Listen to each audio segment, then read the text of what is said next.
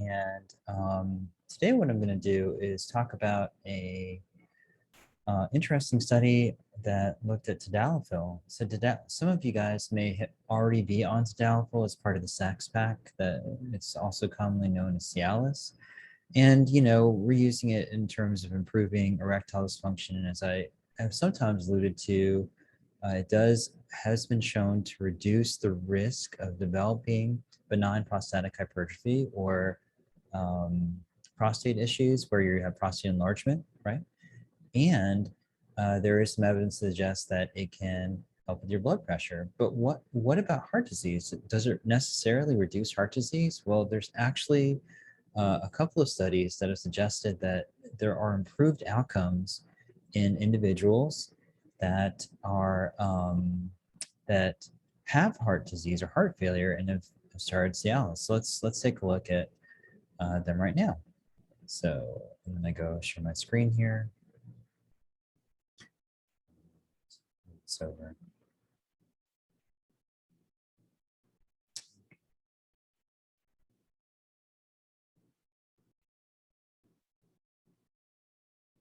Okay, so let's do that and make sure it's the correct one. Good, great. Okay, so this particular article actually update from the American College of Cardiology talked about an article. This was back in 2017 that looked at, it was a retrospective study that which looked at 43,000 men who had been hospitalized for heart failure, right? Or had a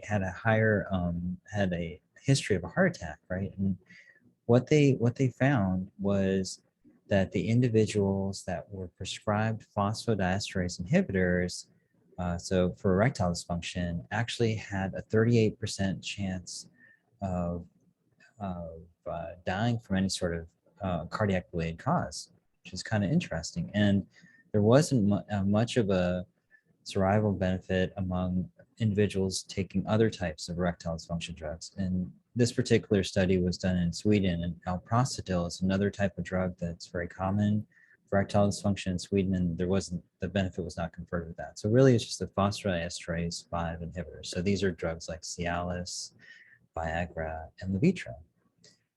And again, so it looked at over 43,000 men over 3.3 years who had suffered from a heart attack. And what they found again is about 7% of those individuals were prescribed erectile dysfunction drug, right? Most of which were phosphodiesterase inhibitors, 92%. And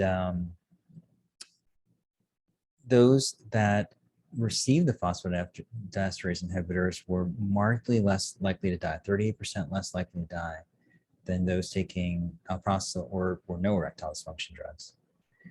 And this is kind of interesting because usually, in somebody with heart disease, you would think that individuals with worse heart disease would need erectile dysfunction drugs because if you have poor perfusion secondary, or if you have poor blood pressure and poor blood flow secondary to a poorly performing heart, you're likely to have erectile dysfunction, right? So you think that these individuals who had erectile dysfunction were probably had worse heart function, but it appears that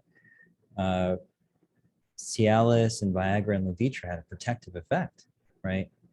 And so that's something that was kind of interesting. We've known for a while, and in the anti-aging community, we've known for a while that it had the phosphodiesterase 5 inhibitors do confer some protective effect in terms of vasodilation, and there is some consensus among individuals that, give me a second, that it may not be a bad idea to take these long term just to help with reducing your blood pressure, reducing your diastolic blood pressure. And the article actually talked about reducing your left ventricular end diastolic pressure. So that's the pressure within your left ventricle. So the heart has two ventricles, the right and left ventricle. And what's really bad is when you get hypertension, your left ventricle tends to get hypertrophied. Much like, when you work out, your muscles get bigger, your left ventricle of the heart can get bigger too if it's exposed to higher blood pressures.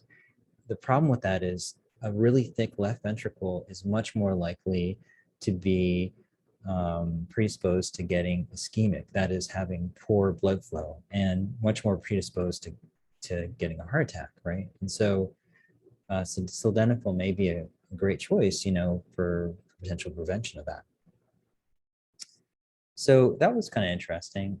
And then there was actually another article here that actually looked, so whereas this was more of a retrospective study, this was actually a prospective study where they actually looked at long-term administration of tadalafil on atherosclerosis. And this study was actually done in Japan. And what they found over here is they looked at a cohort of about, 85 patients who presented to one of 3 hospitals with lower urinary tract symptoms. So in other words, they had symptoms of prostate enlargement, right? And what they found was, and so tadalafil was administered daily, 5 milligrams per day as part of that therapy, right? And they were curious to see if this also had effects on the progression of atherosclerosis or arterial scarring, which can lead to heart disease, right? And what they found was in individuals that were at high risk of cardiovascular events, there was a significant improvement in a marker called their pulse wave velocity at weeks 24 and 36. So they were on for several weeks. And in the 75-year or older group, they also had significant improvement as well.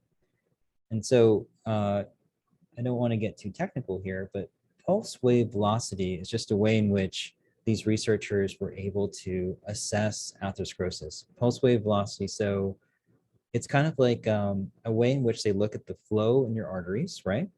And if you have a higher velocity, that means that your arteries are more stiff, right? Because your blood pressure has to be higher, right?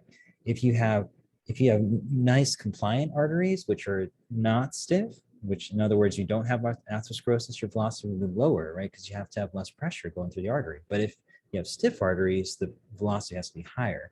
What they found is the pulse wave velocity was lower in those individuals corresponding to, to less atherosclerosis in the individuals that had severe atherosclerosis or had higher risk for heart disease, as well as those 75 or higher.